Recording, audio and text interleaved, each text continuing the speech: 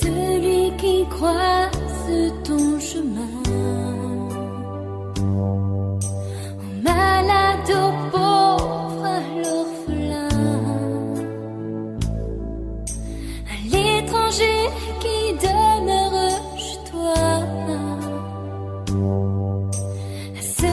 Bonsoir chers auditeurs et très heureux encore de me retrouver derrière ce micro. Jean-Daniel Meffet, je m'appelle, je suis missionnaire pour Jésus-Christ. Et cet après-midi encore, nous allons passer une heure dans le cadre de l'heure du tout accompli. Nous allons continuer, n'est-ce pas, cet enseignement que nous avons commencé il y a maintenant 2 semaines, qui parle du Notre Père. Et nous étions en train de développer, n'est-ce pas, les 5 recommandations, qui sont d'ailleurs les 7 essentiels du Notre Père. Que ton nom soit sanctifié, que ton règne vienne, que ta volonté soit faite sur la terre comme au ciel. Donne-nous aujourd'hui notre pain quotidien. Pardonne-nous nos offenses, comme nous aussi nous pardonnons à ceux qui nous ont offensés. Ne nous induis pas en tentation, délivre-nous du malin. Et les fois dernières, nous avons parlé, donc nous avons développé, je crois, jusqu'aux les 4 premiers. Et donc aujourd'hui, nous allons parler, n'est-ce pas, du pardon. Pardonne-nous nos offenses, comme nous aussi nous pardonnons à ceux qui nous ont offensés. C'est de ça que nous allons parler cet après-midi. Et comme toutes les fois où nous avons pris l'habitude d'être ensemble, je vous prierai encore de préparer vos stylos, vos calepins pour que, n'est-ce pas, nous puissions prendre des notes, afin que, éventuellement, à la fin de l'enseignement, vous puissiez, n'est-ce pas, nous dire pour que nous puissions également vous apporter un retour, n'est-ce pas, davantage d'explications et d'éclairage. Pardonne-nous nos offenses, comme nous aussi nous pardonnons à ceux qui nous ont offensés. Ça, ce sont, n'est-ce pas, les paroles que notre Seigneur a dites dans ce que nous appelons vulgairement le Notre Père. D'autres l'appellent la prière dominicale. Littéralement, n'est-ce pas, cette phrase veut dire, littéralement, j'essaye de le dire comme ça, annule-nous nos dettes, comme nous aussi nous les annulons à nos débiteurs. En fait, c'est ce que ça veut dire. C'est-à-dire que je transpose pour que nous ayons une meilleure compréhension. Annule-nous nos dettes, comme nous aussi nous les annulons à nos débiteurs.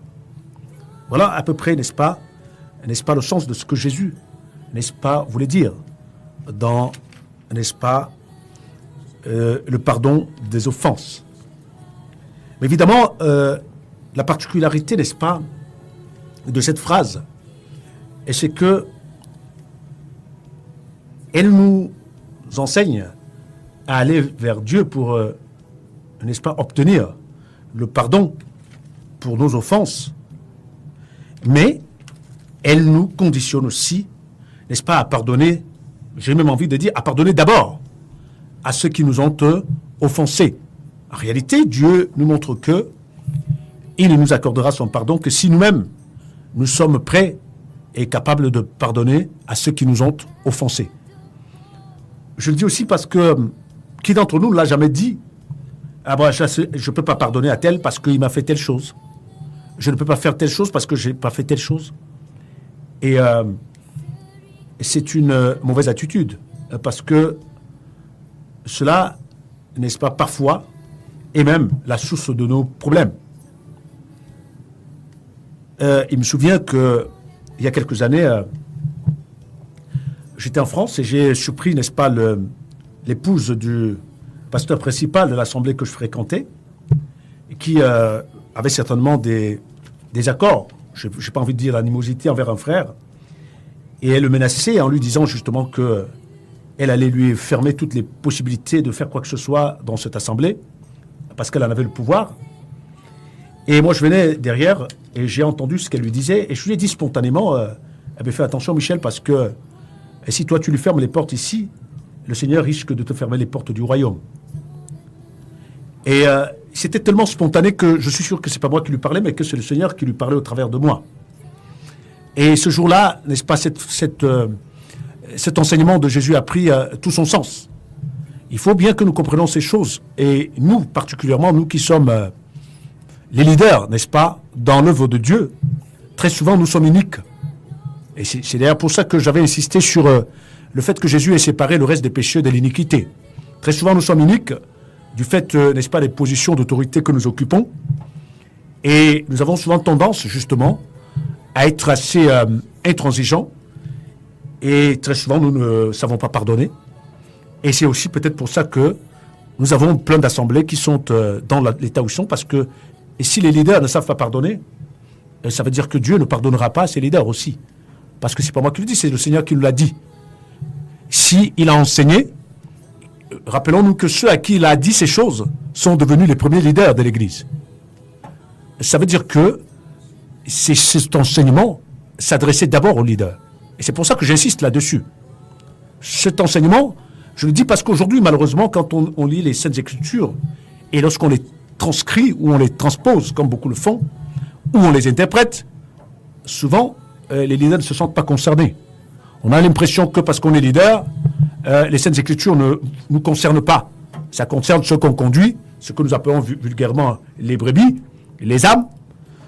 Mais je veux rappeler que, en ce qui concerne l'enseignement de cet après-midi, il s'adressait, certes, à des personnes qui étaient, à ce moment-là, des disciples du Seigneur, mais ces personnes-là ont aussi la particularité d'avoir été les premiers, n'est-ce pas, leaders de l'Église de Christ. Et je pense même les plus grands, parce que le Seigneur en a fait les colonnes principales, n'est-ce pas, de son édifice. Et lorsque nous parcourons, n'est-ce pas, les Saintes Écritures, on se rend compte que le pardon a toujours été conditionné par un sacrifice. Depuis l'Ancienne Alliance jusqu'à nous, n'est-ce pas, Dieu a conditionné toujours le pardon, n'est-ce pas, par des sacrifices. Et je le dis aussi parce que, aujourd'hui, souvent je suis étonné. Et quand je vois ce qui se passe dans le monde, et quand je vois l'interprétation que souvent nous, l'Église, qui sommes censés être la lumière, nous faisons des événements, cela nous démontre justement que, malheureusement, nous sommes souvent, aujourd'hui, très peu éclairés. Dans le livre d'Hébreux, chapitre 9, l'auteur, n'est-ce pas, parle à partir du verset 16 jusqu'au verset 22, justement du fait que Moïse, n'est-ce pas, avait utilisé le sang, n'est-ce pas, l'aspersion du sang, comme, n'est-ce pas, un moyen, n'est-ce pas, de sanctifier, n'est-ce pas, tout le tel et tous les instruments. Au verset 22, il est dit, et presque tout, d'après la loi, est purifié avec du sang. Et sans effusion de sang, il n'y a pas de pardon. En fait, c'est ce verset 22, c'est sur ce verset que je voulais que nous nous attardions un peu, et particulièrement la dernière phrase. Et sans effusion de sang, il n'y a pas de pardon. En fait, ça veut dire quoi? En langage plus simple, ça veut dire que il faut que le sang coule pour qu'il y ait le pardon. Et je me suis souvent rappelé aux gens que quand on regarde l'histoire en général, et particulièrement l'histoire, n'est-ce pas, du peuple élu de Dieu Israël, vous allez vous rendre compte que chaque fois que le peuple était en désaccord avec Dieu, Dieu suscitait des épreuves qui avaient pour conséquence, n'est-ce pas, que le peuple subissait beaucoup, n'est-ce pas, de dégâts, de morts. Le sang a coulé. Je crois qu'il n'y a pas un peuple qui a vu le sang couler plus que le peuple d'Israël. Et chaque fois que une circonstance comme ça arrivait, n'est-ce pas, des résolutions étaient prises pour que le peuple change de voie, pour que le peuple se repente. Et je rappelle souvent plus proche de nous que les nations que nous envions et que nous considérons comme des modèles dans le monde aujourd'hui, si je prends les États-Unis, si je prends la France, et bien d'autres encore, le Royaume-Uni, nous rendrons compte que ces sociétés qui aujourd'hui semblent paisibles, semblent bien organisées, ne l'étaient pas dans le passé. Pour que, n'est-ce pas, ces sociétés en arrivent là, et il y a eu, n'est-ce pas, beaucoup d'effusions de sang. Aux États-Unis, nous connaissons, n'est-ce pas, nous avons entendu parler de la guerre de sécession. Nous connaissons en France, n'est-ce pas, la Révolution française. C'est des milliers de personnes n'est-ce pas, qui ont perdu la vie. Et c'était vraiment macabre pour qu'on en arrive là. En Angleterre, il y a la guerre des Baluines, il y a plusieurs, n'est-ce pas, exemples comme ça. Et c'est d'ailleurs pour ça que je dis souvent que peut-être que nos nations sont fragiles, parce que justement nous ne sommes pas passés par là. Nous n'avons pas payé le juste prix parfois pour que nous comprenions, n'est-ce pas, l'importance de la paix. Parce que la paix, c'est pas quelque chose, n'est-ce pas, c'est pas un acquis. La paix, c'est quelque chose que l'on construit. Et il est dit ici que, et sans effusion de sang, il n'y a pas de pardon. Évidemment, n'est-ce pas, cela devrait nous interpeller. Et nous savons que dans l'Ancien Testament, il y avait ce qu'on appelait, d'ailleurs c'était une fois par an, les sacrifices d'expiation. C'est-à-dire que chaque Israélite, n'est-ce pas, venait, n'est-ce pas, devant le souverain sacrificateur pour l'expiation de ses péchés. Et cela se faisait, n'est-ce pas, avec chacun amenait deux bêtes, une, n'est-ce pas, qui était sacrifiée et dont le sang était versé sur l'autel, et la seconde, n'est-ce pas, qui avait pour but, celui qui amenait la bête, lui imposait les mains, c'était pour lui transmettre, n'est-ce pas, les péchés symboliquement, et cette bête était chassée dans le désert pour, n'est-ce pas, y trouver la mort. Cette bête s'appelait Azaziel, qui signifie, n'est-ce pas, bouc émissaire. Et nous allons en venir certainement dans les enseignements à venir, pour expliquer d'ailleurs que notre Seigneur Jésus a été justement notre Azaziel. Je vais certainement donner un enseignement aussi important et long sur le baptême, au travers duquel nous allons parler de toutes ces choses. Et pour Jésus aussi, nous le savons, non seulement il est mort à la croix, mais on dit que, alors qu'il était à la croix, n'est-ce pas, un soldat lui a percé, n'est-ce pas, le bas-côté, n'est-ce pas, de son abdomen, et on dit que, n'est-ce pas, son sang a coulé. Et d'ailleurs, il nous a dit que c'est ce sang-là qui nous lave et nous purifie de tout péché. Donc vous comprenez que ce soit dans l'Ancien, que ce soit dans la Nouvelle Alliance, n'est-ce pas, le sang est quelque chose d'essentiel. Le pardon, n'est-ce pas, ne s'obtient pas simplement parce que, n'est-ce pas, nous l'avons demandé. Jésus maintenant est venu, n'est-ce pas, nous donner la possibilité de ne plus venir dans la présence de Dieu avec des boucs, avec, n'est-ce pas, des béliers, avec, n'est-ce pas, des pigeons. Jésus, n'est-ce pas, et c'est pourvu, n'est-ce pas, lui-même, pour être désormais, n'est-ce pas, ces deux bêtes, pour être Azaziel, pour toujours. Mais, malgré tout, quelque chose nous est demandé. Quelque chose nous est demandé désormais, c'était que nous qui, n'est-ce pas, aspirons à être pardonnés par Dieu et de facto donc réconciliés avec lui, nous devons nous aussi, n'est-ce pas, pardonner aux autres et chercher à être réconciliés avec les autres. Cela est n'est-ce pas, une condition que notre Seigneur nous a enseignée. Que désormais, nous recevons le pardon, n'est-ce pas, de notre Dieu, si et seulement nous sommes prêts, nous aussi, à pardonner à ceux qui nous ont offensés. Et j'avais dit dimanche dernier qu'il faut bien savoir une chose qui est importante, et c'est que très souvent, quand nous lisons les Écritures, le terme péché est souvent utilisé au pluriel, et cela, n'est-ce pas, a souvent pour conséquence de nous induire à l'erreur. Il faut bien savoir une chose, c'est que nous n'avons pas hérité de notre ancêtre Adam des péchés. Nous avons hérité, n'est-ce pas, le péché. Et c'est ce péché que, n'est-ce pas, le sacrifice de Jésus, n'est-ce pas, est venu, n'est-ce pas, éradiquer dans ceux et celles qui croiront en lui. Et ce péché, justement, c'est lui qui a pour conséquence ce que nous appelons vulgairement les péchés. Mais en réalité, n'est-ce pas, c'est le péché originel qui est, n'est-ce pas, le plus important. Parce que voler, tuer, mentir ne sont que les conséquences, n'est-ce pas, du péché originel. Il est important d'abord de situer les choses dans leur contexte.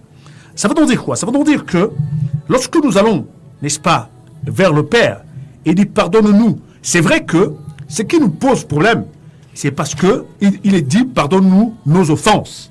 Mais il faut savoir que tout le Notre Père, n'est-ce pas, est dit au pluriel. C'est dit au pluriel pourquoi? C'est dit au pluriel parce que, Jésus, n'est-ce pas, était en train, au travers de notre Père et de tous les enseignements qu'il a donnés, il était en train d'inculquer, n'est-ce pas, un nouveau concept, n'est-ce pas, à ses disciples. C'est-à-dire que désormais, il devait penser pluriel. Pourquoi? Parce qu'il était venu pour constituer un corps. Et dans un corps, il y a des éléments, plusieurs éléments, mais qui forment un. Et donc, dans la pensée de Christ et dans la vision de Christ, il voulait inculquer cette façon de penser que lorsque nous tenons dans la présence de Dieu, il faut que nous sachions toujours que Dieu attend de nous que nous soyons, n'est-ce pas, dans notre esprit, n'est-ce pas, que nous ayons une culture plurielle. Alors quand nous disons, Seigneur, pardonne-nous nos offenses, comme nous pardonnons à ceux qui nous ont offensés. C'est vrai que les traductions ont fait que, dans certaines versions, on dit pardonne-nous nos péchés. Mais en réalité, ce n'était pas péché dans le sens, n'est-ce pas, de ce qu'est le péché. Le mot offense a plus sa place dans le Notre Père. Parce qu'offense, c'est quoi? C'est la conséquence justement du péché originel. Le péché originel a pour conséquence que nous allons poser des actes qui automatiquement vont offenser soit Dieu, soit notre prochain. Et c'est ça que généralement on appelle les péchés. Mais en réalité, c'est pas ça les péchés. C'est les conséquences du péché. Les conséquences du péché nous amènent à offenser soit Dieu, soit notre prochain. Et c'est pour ça que Dieu nous dit donc que il faut que nous sachions que pour que lui, il nous pardonne, n'est-ce pas, nos offenses, il faut que nous aussi, nous pardonnons à ceux qui nous ont offensés. Pourquoi? Parce que Jean le dit, on va le lire plus loin, que tous ont péché et ils sont privés de la gloire de Dieu. C'est-à-dire que, il faut bien comprendre cela. Du fait que nous avons hérité la nature pécheresse, elle a eu pour conséquence que nous avons offensé soit Dieu, soit notre prochain. C'est pour ça qu'on dit tous ont péché. En fait, le terme péché veut dire quoi? Le terme tous ont péché. Ce n'est pas simplement que tous ont volé, tous. Non. Ce qui veut dire tous ont péché, c'est que personne, tout homme, être humain, a manifesté d'une manière ou d'une autre les conséquences du péché. Et donc, par conséquent, nous ne pouvons pas dire Seigneur, je ne peux pas pardonner à tel parce qu'il m'a offensé, pour la simple et unique raison que nous-mêmes, nous avons offensé soit notre, soit Dieu. Et c'est pour ça qu'il fait exprès de dire pardonne-nous nos offenses, comme nous aussi nous pardonnons à ceux qui nous ont offensés. Ça veut dire quoi? Ça veut dire automatiquement que il veut nous montrer que tu ne peux aller dans la présence de Dieu pour demander le pardon que si toi-même tu as déjà intégré dans ton esprit que tu dois pardonner à l'autre. Et c'est pour ça que je disais l'autre jour que ce soit dans la forme, que ce soit dans le fond, le Notre Père tel qu'il est fait aujourd'hui, c'est une, comment dire, à la limite c'est un blasphème. Parce que ceux qui le disent, je ne suis pas sûr qu'ils en mesurent la portée des mots. J'ai assisté à des moments où on récitait le Notre Père. J'ai vu des gens qui étaient connus par tous comme étant des ennemis, mais qui étaient côte à côte et qui disaient « Pardonne-nous nos offenses comme nous aussi nous pardonnons à ceux qui nous ont offensés ».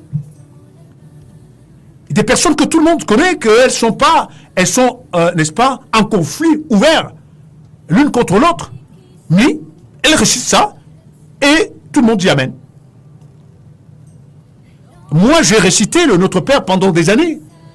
Au fond de moi, je n'ai jamais examiné véritablement la portée des mots que je récitais. Je le faisais par mimétisme parce que quand je suis arrivé, à force d'entendre les autres le dire, on se met à le dire. Et c'est pour ça que je disais que l'Église aujourd'hui, elle a un problème. Parce qu'elle n'est plus une Église qui est conduite par l'Esprit. Elle est une Église qui est conduite par les dogmes. Elle est une Église qui est conduite, n'est-ce pas, par les phénomènes de mode, par des tendances. Et le danger, c'est quoi? C'est qu'on installe dans les gens, justement, des habitudes. mais qui ne sont pas inspirés de Dieu. Et conséquence, n'est-ce pas? Parfois de bonne foi, nous faisons des choses qui ne peuvent pas être agréables à Dieu. Je dis bien, de bonne foi. Parce qu'il faut le savoir. Il ne suffit pas de dire quelque chose parce qu'on est de bonne foi pour que ce soit agréable à Dieu. Non, il faut dire quelque chose qui corresponde, n'est-ce pas, à la pensée de Dieu, à la logique de Dieu. Sinon, ça ne produira aucun résultat. Dans le livre d'Hébreux, toujours, au chapitre 10, versets 14 à 18, il est dit ceci. Car, par une seule offrande, il a amené à la perfection pour toujours ceux qui sont sanctifiés. Par une seule offrande. Je disais tantôt que il n'y a pas, n'est-ce pas, de pardon sans sacrifice. C'est ce que le Saint-Esprit nous atteste aussi. Car après avoir dit, voici l'alliance que je ferai avec eux après ces jours-là, dit le Seigneur, je mettrai mes lois dans leur cœur et je les écrirai dans leur esprit. Il ajoute, et je ne me souviendrai plus de leurs péchés ni de leur iniquité. Or, là où il y a pardon des péchés, il n'y a plus d'offrande pour le péché.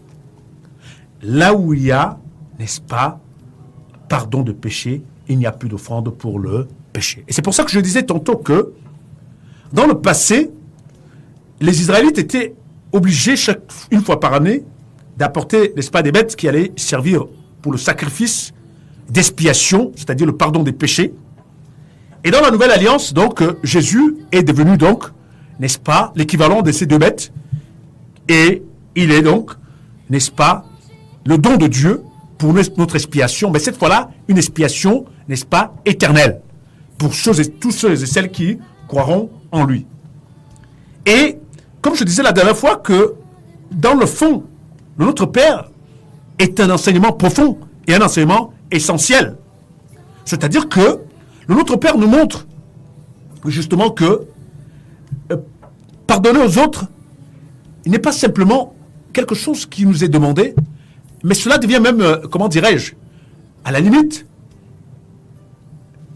doit devenir quelque chose de naturel et de normal. Parce que cela découle d'abord d'une action divine. Rappelons-nous l'enseignement que j'ai donné sur la relation verticale et horizontale. Dieu est venu établir une relation avec nous qui était différente de celle du passé. Aime Dieu de tout ton cœur, de ton âme, et j'avais dit que c'est alors que tu aimeras ton prochain comme toi-même. Et cette phrase, qui est la base de notre enseignement de cet après-midi, d'ailleurs, l'illustre bien. C'est-à-dire que je vais, dans la présence de Dieu, n'est-ce pas, implorer, n'est-ce pas, sa grâce pour qu'il me pardonne. Et c'est pour ça que je disais que, entre nous, chers frères et sœurs, est-ce que vous pensez en toute honnêteté aujourd'hui que, vous qui vous dites chrétien, est-ce que cette phrase aurait encore un sens? Et c'est ce qui se passe dans les assemblées. Je ne sais pas combien de fois j'ai été dans des assemblées, je ne sais pas combien de milliers d'assemblées. Et chaque fois qu'on appelle, on dit aux gens de venir devant pour recevoir le pardon de Dieu. Là, 90% de l'assemblée s'avance. C'est quand même assez ahurissant, étonnant. C'est-à-dire qu'en fait, on fonctionne même pire que les Israélites. Parce que les Israélites, ils venaient pour le sacrifice d'expiation, c'était une fois par an. Mais je connais des gens qui se disent chrétiens et parfois même serviteurs de Dieu, qui chaque fois qu'on dit venez, on va vous prier Dieu pour votre pardon, ils sont là. Mon frère, ma soeur, la bonne nouvelle pour toi cet après-midi, c'est que le sacrifice de Jésus à la croix t'a accordé le pardon une fois pour toutes. Et c'est pour ça que je disais que le Notre Père ne peut pas me concerner, moi, chrétien, né de nouveau. Ça ne me concerne pas. De me tenir chaque jour et de dire, Seigneur, pardonne-moi mes offenses comme je... Non. Parce qu'en réalité, les offenses sont pardonnées. C'est un peu ce que je parlais quand je parlais l'autre jour de la sainteté comme une position et comme une pratique. Sur le plan spirituel, tous ceux qui croient en Jésus-Christ véritablement deviennent de facto des saints. C'est pour ça que Paul peut écrire en disant les saints. Dieu les considère comme des saints. Et il faut savoir une chose, je disais à mon épouse l'autre jour, que si on pouvait se rendre compte parfois des erreurs que nous faisons, lorsque Dieu met le sceau de saint à une personne, ce n'est pas parce que cette personne est devenue parfaite, mais c'est parce que il montre par ce sceau que il va achever, n'est-ce pas, le perfectionnement de cette personne. Il faut le savoir. Et c'est pour ça que l'homme a toujours été en retard sur Dieu. J'avais pris l'exemple de Saoul, ou Paul, l'apôtre Paul, qui, n'est-ce pas, avait été pardonné par le Seigneur, dont le Seigneur avait même déjà établi dans son ministère, et qui servait le Seigneur depuis 14 ans. Mais quand il arrive à Jérusalem, les soi-disant frères de Jérusalem étaient en retard de 14 ans. Pour eux, c'était encore le persécuteur. Malgré qu'on leur disait non, et qu'on leur racontait même le témoignage de Paul, ils n'y croyaient pas. Pourquoi? Parce que c'est normal. L'homme est toujours en retard sur Dieu. Et il faut comprendre cela. Dieu ne nous pardonne pas. N'est-ce pas? Dieu ne nous pardonne pas pour que le jour où tu mens, tu viens encore dire, Seigneur, pardonne-moi. Non. Non. Le Saint-Esprit est donné à ceux qui croient en Jésus. Pourquoi? Pour que le jour où tu mens, le Saint-Esprit te dit simplement, va dire à ton frère que tu lui as menti. C'est à ça que ça sert. Le jour où tu voles, le Saint-Esprit te dit, va rendre ce que tu as volé. Mais ce n'est plus de pardonne-moi, parce que celui qui est réellement le Saint-Esprit est pardonné. Et le Saint-Esprit vient habiter pour maintenant te guider, te dire que ça n'est plus tolérable. Ça, ce n'est plus acceptable. Et je peux te garantir que quand tu as l'Esprit de Dieu, tant que tu n'as pas fait, il va te torturer, et tu auras l'impression que ton cœur va s'arrêter. Et c'est pour ça que tu seras obligé d'aller confesser ce que tu as fait. Tu n'auras la paix que quand tu auras confessé ce que tu as fait. Et je suis sûr que tous ceux qui ont réellement le Saint-Esprit sont d'accord avec ce que je dis. C'est pour ça que celui qui est né d'eau et d'esprit, qui a Dieu habitant en lui, n'a plus besoin de dire chaque fois qu'il ment, Seigneur, pardonne-moi mes offenses. Non. Dieu ne lui demande plus de ça. Dieu lui demande d'aller, n'est-ce pas, se mettre en règle avec celui qui l'a offensé. C'est de ça qu'il s'agit, chers frères et sœurs. Et c'est pour ça que Dieu ne m'exige plus, n'est-ce pas? Et ne peut plus m'exiger, n'est-ce pas, d'aller chaque jour lui dire, pardonne-moi mes offenses comme je pardonne. Au contraire même, c'est ce genre d'enseignement qui amène cette église aujourd'hui, qui est comme le monde, où on fait les mêmes choses 50 fois, et on va s'étonner devant Dieu, pardonne-moi comme j'ai pardonné, pardonne-moi. Non. La particularité entre un homme régénéré et un homme irrégénéré, c'est que celui qui est régénéré peut encore poser les actes qu'il posait par le passé, mais désormais il a un tuteur en lui qui va lui demander de mettre en règle chaque fois qu'il s'est égaré, de revenir sur le droit chemin. C'est ça la différence. Maintenant, celui qui n'a pas ce tuteur, c'est lui qui va implorer dans la grâce de Dieu pour que Dieu lui pardonne. Et la conséquence du pardon que Dieu a accordé à ceux qui croient en Jésus, c'est que Dieu et Christ viennent habiter en lui. L'Esprit de Dieu est la parole révélée. C'est pour ça que justement, chaque fois que tu vas faire quelque chose qui est en désaccord avec la parole de Dieu, avec la volonté de Dieu, Dieu va donc révéler par son esprit la parole pour te dire, voilà ce que tu dois faire pour corriger ta faute. Chers frères et sœurs, voilà pourquoi je ne suppose pas, j'affirme que le Notre Père, bien que ce soit une prière complète, n'était pas une prière pour que nous la récitions. C'était un modèle.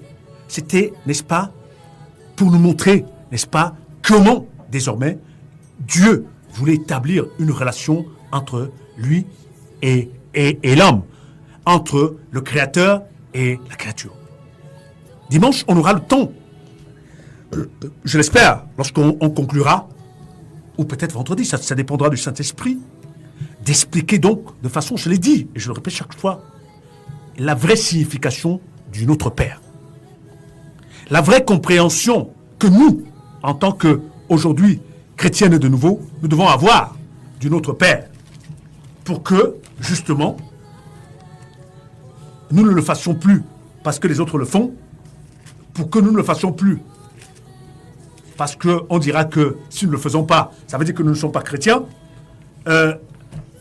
Non, mais que nous ayons les arguments pour pouvoir expliquer aux gens pourquoi nous ne faisons pas telle chose et pourquoi nous faisons telle autre. Dans l'évangile selon Marc, au chapitre 11, les versets 25 et 26, il dit ceci. Et lorsque vous êtes debout, faisant votre prière, et si vous avez quelque chose contre quelqu'un, pardonnez, afin que votre Père qui est dans les cieux vous pardonne aussi vos offenses. Mais si vous ne pardonnez pas, votre Père qui est dans les cieux ne vous pardonnera pas non plus vos offenses. Je voulais lire ces passages, parce que si je m'étais arrêté simplement à expliquer ce que j'ai expliqué tout à l'heure, parce que malheureusement, beaucoup d'entre nous ne lisent pas la Bible, auraient dit, mais qu'est-ce que ce type raconte? Je voulais lire ces deux versets pour, n'est-ce pas, que la parole vienne étayer mes propos. Et ça, c'est Jésus lui-même qui parle à ses disciples et qui nous montre que, justement, quand vous allez dans la présence de Dieu pour implorer, n'est-ce pas, porter vos doléances, il faut que, si l'Esprit de Dieu vous rappelle que il y a quelque chose que vous n'avez pas mis en règle derrière, que vous la mettiez d'abord en règle. En réalité, ce n'est pas une mauvaise chose. Au contraire, c'est, n'est-ce pas, comment dirais-je, des tuyaux qui nous sont donnés pour que nous soyons presque certains que notre prière trouvera, n'est-ce pas, auprès de notre Seigneur, n'est-ce pas, un bon écho. C'est important que nous comprenions ces choses, chers frères et sœurs. L'apôtre Jacques disait, vous demandez, vous ne recevez pas parce que vous demandez mal. Et j'ai commencé ici en disant que nous prions beaucoup, mais pourtant nous n'avons pas les ossements. Donc ça veut dire que soit nos prières sont mauvaises, soit que Dieu n'existe pas. Mais Dieu existe, nous en avons la preuve. Et forcément, il y a quelque chose qui ne va pas. Pourquoi? Parce qu'on nous a simplement appris à prier. Beaucoup de gens savent prier. Mais, avant de savoir prier,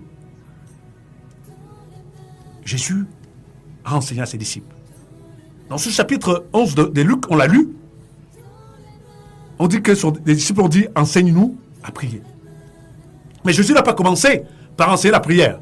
Il a commencé par enseigner comment, n'est-ce pas, on se prépare à aller dans la présence de Dieu. Et le problème aujourd'hui, dans notre église, c'est que, oui, il y a beaucoup de gens qui savent prier, mais beaucoup de gens on ne leur a pas enseigné. Ou alors, ils ne se sont pas laissés enseigner par le Saint-Esprit pour savoir comment on va dans la présence de Dieu. Et il y a plein de gens qui vont dans la présence de Dieu avec de l'amertume, avec de la rancœur, avec des ressentiments vis-à-vis des autres. Chers frères et sœurs, ou Jésus-Christ est un menteur, ou alors, c'est nous qui avons un problème. Jésus l'a dit formellement. Il dit, mais si vous ne pardonnez pas, votre Père qui est dans les cieux ne vous pardonnera pas non plus vos offenses. Ça veut dire quoi? Ça veut dire que celui qui va dans la présence de Dieu doit savoir que il n'est pas parfait. On dit que nous sommes parfaits grâce à Christ, pas par rapport à nos efforts. Et c'est pour ça que tu ne peux pas dire, celui-là je ne lui pardonnerai pas parce que ce n'est pas vrai. Celui-là, il est autant imparfait que tu es. Mais celui-là que tu appelles frère et sœur est dans le même processus de perfectionnement que toi. Et c'est pour ça que Dieu te dit, qui es-tu pour le juger? Si tu le juges imparfait, ben toi-même tu es imparfait. Et si tu veux recevoir quelque chose de moi, il faut que tu comprennes que tu n'as pas à le juger.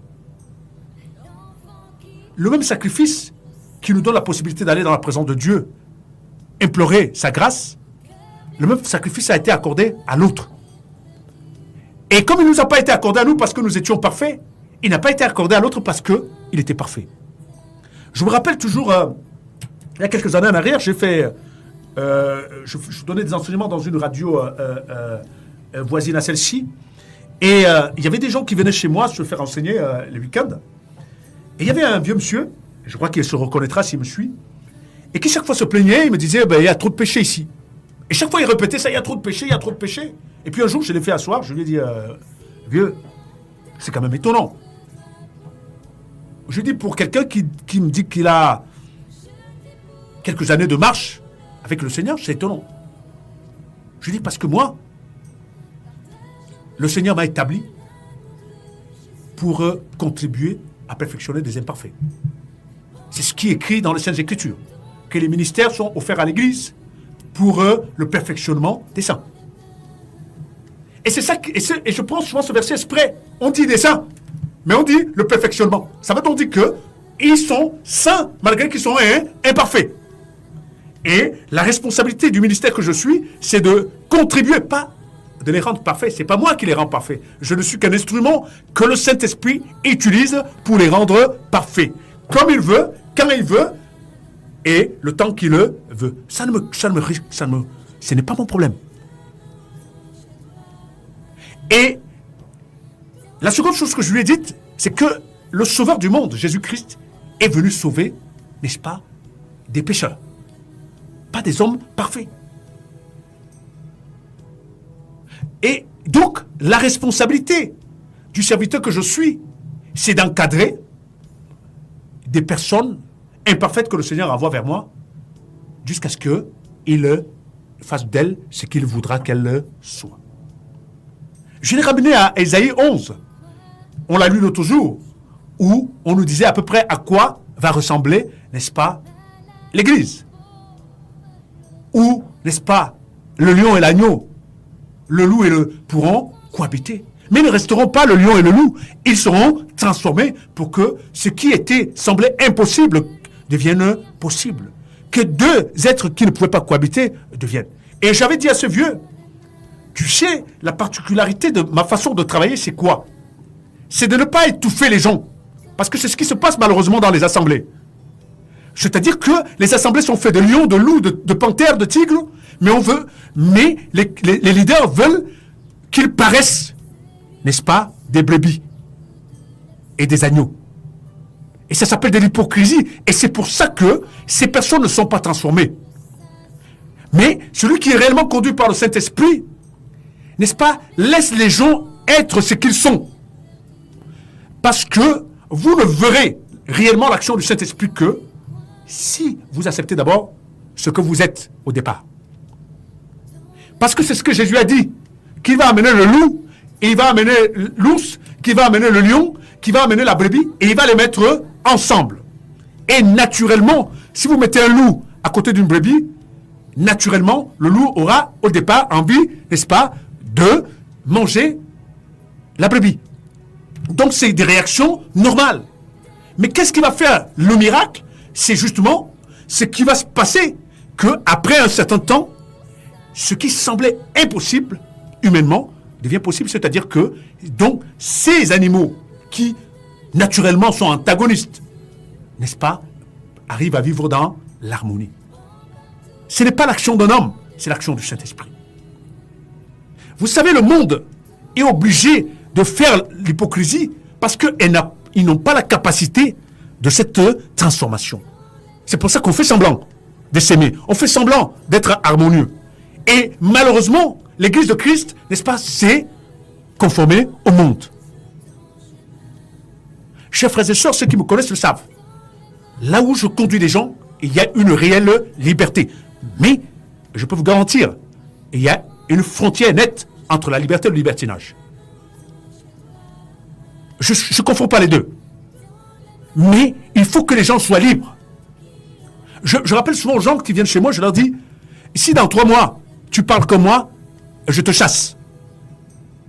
Parce que c'est ce qui se passe malheureusement dans la plupart des assemblées. Vous allez dans une assemblée, tous les hommes parlent comme le pasteur, et toutes les femmes parlent comme la femme du pasteur. Mais Dieu ne nous a pas simplement fait différents, il nous a fait uniques.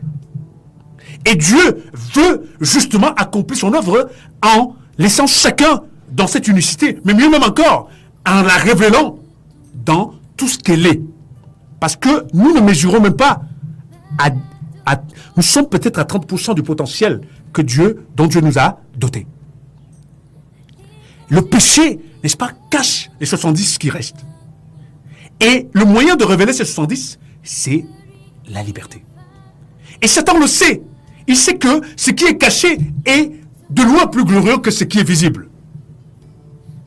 Et c'est pour ça que il faut que vous compreniez que ce que nous appelons péché, j'ai dit tout à l'heure, c'est les conséquences du péché. Et les conséquences du péché sont souvent, n'est-ce pas, influencées par l'environnement qui nous a conditionnés. Quelqu'un qui est resté où les gens étaient vulgaires, il grandit dans la vulgarité. Quelqu'un qui est resté là où les gens mentaient, il grandit dans le mensonge. Quelqu'un qui est resté où les gens volaient, il grandit dans le vol. Et donc c'est normal que ce soit ces choses-là qu'on voit le plus en lui. Mais maintenant, quand le Seigneur l'appelle et l'introduit dans un autre environnement, il va déclencher un processus qui va amener cette personne donc à changer. À changer. Donc, il faut donc comprendre pourquoi ici, il nous est donc dit, pardonne-nous comme nous aussi nous pardonnons. Cela veut dire quoi en réalité? Cela veut donc dire que nous allons nous rendre compte du véritable pardon divin quand nous serons capables de supporter les autres ce que nous ne supportions pas avant. C'est ça le sens de ce que Jésus a voulu dire. Nous allons être sûrs que Dieu nous a transformés quand nous serons capables de supporter ce que nous ne pouvions pas supporter hier. Je le dis souvent aux gens qui prient en disant « Seigneur, change l'autre ». Non. La vraie prière, c'est « Seigneur, change-moi » pour que je puisse, n'est-ce pas, supporter l'autre. Parce que ce n'est pas. Parfois, on croit que c'est en changeant l'autre que notre relation sera meilleure. Mais en réalité, parfois, le problème est chez nous. Il n'est pas chez l'autre. C'est très important, chers frères et sœurs, de comprendre cela. Et donc, pardonne-nous comme nous aussi nous pardonnons, ça veut dire quoi? Ça veut dire que celui qui a la sagesse divine comprend donc que si je suis capable de pardonner à cet homme qui hier, je haïssais parce qu'on m'a dit que c'est lui qui a tué mon père ou ma mère. Parce qu'on m'a dit que c'est lui qui m'a attaché au village pour que je n'ai pas les diplômes. Parce qu'on m'a dit que c'est lui qui m'a fait ceci pour que je n'ai pas le travail. Ou un mari ou une femme. Si je suis capable de le faire, alors j'ai la preuve que Dieu m'a aussi pardonné. Voilà le sens, n'est-ce pas, que nous devons donner à ce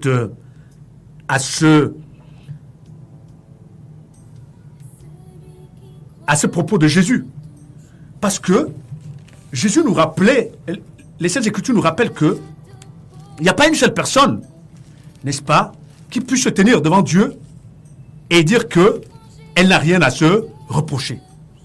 Et c'est pour ça que ce qui doit être important pour nous lorsque nous allons dans la présence de Dieu, ce n'est pas de nous occuper des autres, mais ce qui doit être important, c'est de nous occuper de nous-mêmes. C'est d'être certain que, n'est-ce pas, Dieu est en train d'accomplir en nous, n'est-ce pas, cette promesse qu'il a faite, n'est-ce pas, de nous régénérer. On dit que en Jésus-Christ, les choses anciennes sont passées, toutes choses deviennent nouvelles. Avant, j'étais haineux, maintenant, j'aime les gens. Avant, j'étais rancunier, maintenant, je ne le suis plus. C'est de cela qu'il s'agit. Si je ne peux plus, je n'ai plus de rancœur, alors j'ai la preuve que Dieu m'a aussi pardonné. Parce que, en réalité, ça veut dire quoi? Si je hais les gens, j'amène Dieu aussi à me haïr. Et si j'abandonne, si je ne hais plus les gens, alors Dieu aussi ne me hait plus. C'est en fait la compréhension que nous devons avoir du propos que Jésus tenait tout à l'heure dans l'évangile selon Marc. Dans l'épître de Jean, la première épître, au chapitre 1, le verset 9 et 10 disent « Si nous confessons nos péchés, il est fidèle et juste pour nous les pardonner et pour nous purifier de toute iniquité. » Si nous confessons, ça veut donc dire quoi? Confesser veut dire reconnaître nos fautes. Donc ça rejoint ce que je disais tantôt que la vérité, la compréhension que nous devons avoir, c'est que celui qui va dans la présence de Dieu doit aller en se rappelant qu'il est un pécheur qui est sauvé par grâce. Et c'est pour cela donc que justement, comme il est sauvé par grâce, il doit devenir un instrument au travers duquel Dieu sauve aussi d'autres personnes. Donc c'est pour cela qu'il doit comprendre donc que je dois confesser mes péchés à Dieu. Pas confesser les péchés des autres, mais les miens. Il dit, si nous disons que nous n'avons pas péché, nous le faisons menteur. Et sa parole n'est point en nous. Rappelons-nous, écoutez bien ce que j'en dis. Il dit, tous. Il dit, si nous confessons nos péchés, il dit, si nous disons que nous n'avons pas péché. Il ne dit plus si nous disons que nous n'avons pas de péché. Il dit, si nous disons que nous n'avons pas péché. Pourquoi? Parce que celui qui est en Christ n'a plus de péché. Il peut pécher, mais il n'a plus de péché. Et c'est pour ça que je disais tantôt que quand il pêche maintenant, donc, tout ce qu'il a à faire, c'est de confesser le péché, c'est-à-dire reconnaître que j'ai mal fait. Ça veut dire donc que s'il y a réparation à faire, il répare et il continue sa route. C'est important, chers frères et sœurs, quand nous lisons les Écritures, de les comprendre avec la pensée de Dieu. Sinon, nous allons réciter des choses qui n'auront pas de sens. Si nous confessons nos péchés, il est fidèle et juste pour nous les pardonner. Fidèle. Parce que quand il dit une chose, il veut à ce que ce qu'il a dit s'accomplisse. Juste maintenant, pourquoi? Parce qu'il ne peut pas aller à l'encontre de ce qu'il a établi. Et il dit donc que, et si nous disons que nous n'avons pas péché, pas que nous n'avons pas de péché, que nous n'avons pas péché. C'est important, chers frères et sœurs, de comprendre cela. Et nous allons conclure en lisant deux passages, n'est-ce pas, de l'évangile de Matthieu. Nous allons lire d'abord dans le Matthieu 6, justement, qui d'ailleurs concerne l'enseignement que nous avons depuis 2 semaines. Et nous allons lire justement les 2 versets qui suivent, n'est-ce pas, le Notre Père, c'est-à-dire le verset 14 et le verset 15. Voilà ce que Jésus dit. Si vous pardonnez aux hommes leurs offenses, votre Père céleste vous pardonnera aussi. Mais si vous ne pardonnez pas aux hommes, votre Père ne vous pardonnera pas non plus vos offenses. En fait, qu'est-ce que Jésus veut montrer? Jésus veut donc montrer que, en réalité, le pardon n'est palpable et concret que par notre capacité à pardonner aux autres. Parce qu'il faut bien le savoir, Dieu n'est pas un être humain. Je peux demander à mon frère, Raoul, qui est en face de moi, de me pardonner. Il va dire, oui, je t'ai pardonné. Et c'est d'ailleurs, c'est ce que nous faisons dans nos assemblées. Mais Dieu, et je veux laisser ça comme un enseignement pour chacun de nous. Mais Dieu, quand vous allez dire à Dieu, pardonne-moi, il ne se contente pas de vous dire, je vous ai pardonné. Il va disposer des circonstances qui vont prouver qu'il vous a pardonné. Et c'est ce qu'il attend de nous. Quand quelqu'un vous a offensé, que vous lui en vouliez, que vous étiez en colère contre lui, quand il vient vous demander pardon, vous devez poser un acte. Vous ne devez pas seulement vous contenter de dire je t'ai pardonné, mais vous devez poser un acte qui va démontrer que votre position vis-à-vis de cette personne a réellement changé. Que votre état d'esprit a changé vis-à-vis de cette personne. Chers frères et sœurs, je le sais et nous le savons que ce n'est pas ce que nous faisons très souvent. Et c'est pour ça justement que quand ce frère s'en va et que nous allons nous tenir dans la présence de Dieu, Dieu qui regarde nos cœurs ne va pas exaucer notre prière. Parce qu'il sait que nous avons pardonné des lèvres, mais notre cœur, n'est-ce pas, est encore plein de ressentiment. Notre cœur est encore plein de haine et de rancœur. Chers frères et sœurs, ce n'est pas l'attitude qui doit être la nôtre. Et c'est ça qui me dérange. C'est que quand nous lisons justement ce passage, moi dans ma Bible de Scofield, qui est une Bible d'enseignant, le Notre Père, le paragraphe qui a le Notre Père, part du verset 9 jusqu'au verset 18. Mais il faut quand même se poser la question, et je le dis à bon nombre des collègues que nous sommes, si ce que, n'est-ce pas, cela a été fait comme ça, cela devrait nous interpeller, pour comprendre que, au moins, le Notre Père est donc lié au reste de ce qui est dit jusqu'au verset 18. Et très souvent, comme je dis, comme nous sortons les versets bibliques de leur contexte, nous pouvons leur donner tous les sens que nous voulons.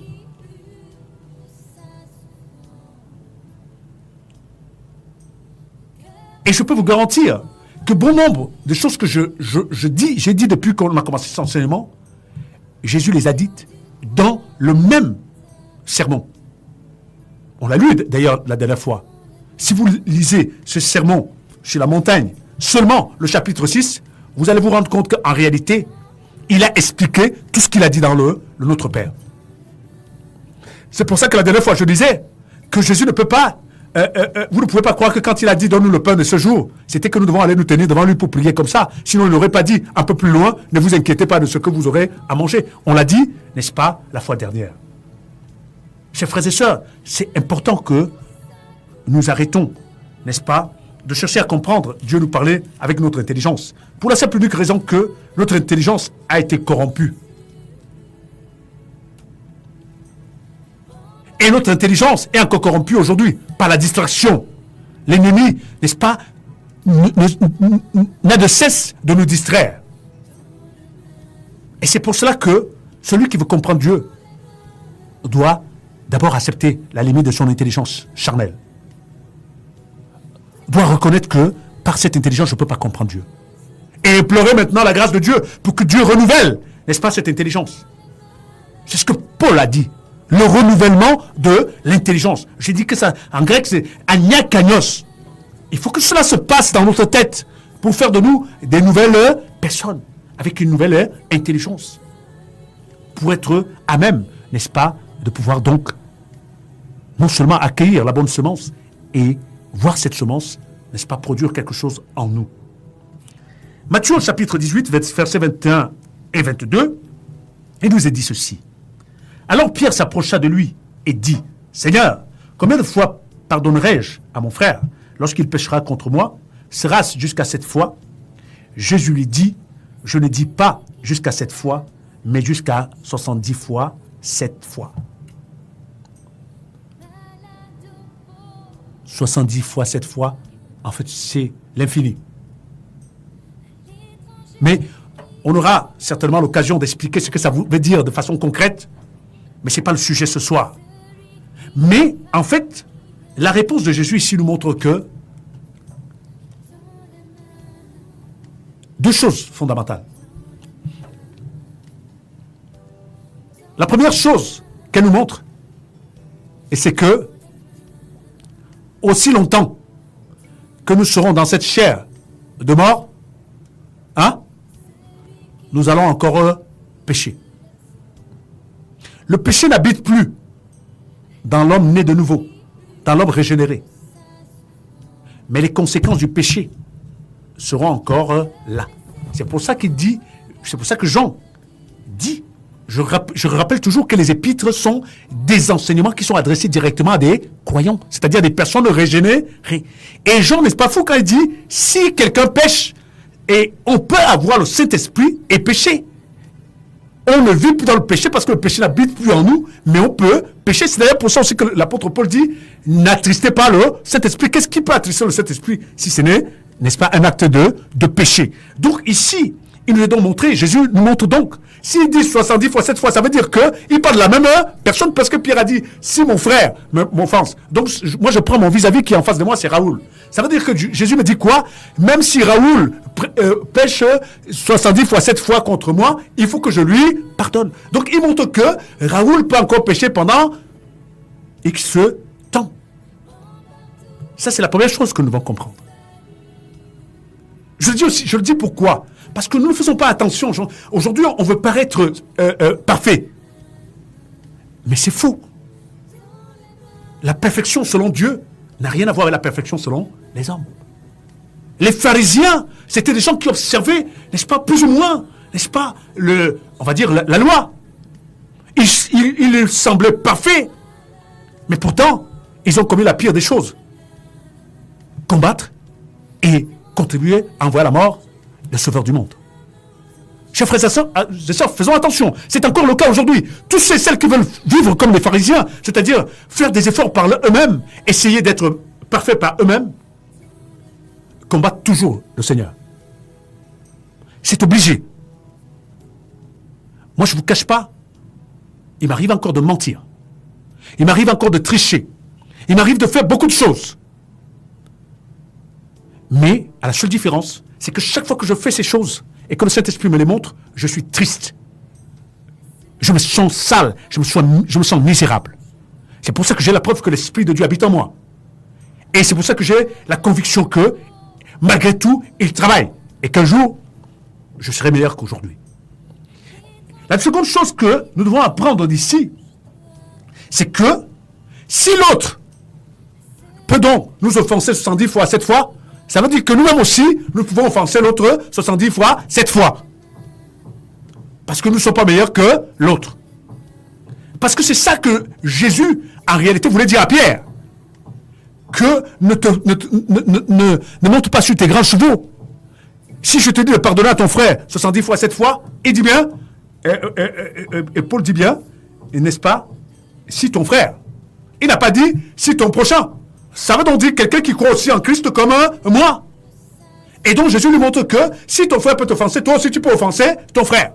Donc sache donc que si ton frère peut t'offenser 70 fois, 7 fois, toi aussi tu peux l'offenser 70 fois, 7 fois. Et c'est pour ça que, mutuellement donc, vous avez besoin, réciproquement, n'est-ce pas, de vous demander mutuellement pardon. Quand tu offenses ton frère, comme je disais tantôt, tu vas vers lui pour réparer. Mais on ne va plus dire, Seigneur, pardonne-moi, parce que les péchés d'un enfant de Dieu sont pardonnés.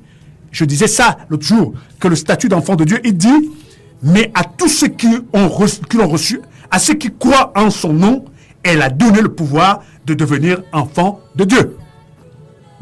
Un enfant de Dieu n'a plus besoin d'aller, n'est-ce pas, dire, Seigneur, pardonne-moi chaque jour. La preuve même que vous êtes pardonné vous donne le statut d'enfant de Dieu. Mais un enfant de Dieu, quand il fait une bêtise, comme tout enfant donc, va quand même réparer la bêtise. Mais il sait que papa et moi on est réconciliés pour toujours. Il me dira, plus sors de ma maison, je ne veux plus te voir. Ça n'arrivera plus jamais. Donc, chers frères et sœurs, il est important, vital pour nous que nous comprenions cela, que cet enseignement de notre Père est d'une profondeur absolue. Plutôt que, à cause de notre légèreté légendaire, nous habituer à le réciter comme une simple récitation, nous devons au contraire implorer la grâce de Dieu pour que le Saint-Esprit nous éclaire et nous donne le véritable sens, n'est-ce pas, de cette merveilleuse prière, afin que nous puissions en comprendre la profondeur. Dimanche, je l'espère, nous allons continuer avec la suite. Mais si, par rapport à ce qui a été dit cet après-midi, il y a des choses, des zones d'ombre, vous pourrez encore nous appeler et on essaiera de vous éclaircir. Appelez le 670 59 18 30, 70 59 18 30. Vous appelez, on pourra, n'est-ce pas, vous apporter toute la lumière. Je remercie encore chacun de vous pour votre écoute. Que le Seigneur bénisse sa parole et je l'espère encore que sa parole nous bénisse. Bonsoir et à dimanche, 18h, s'il prête à Dieu.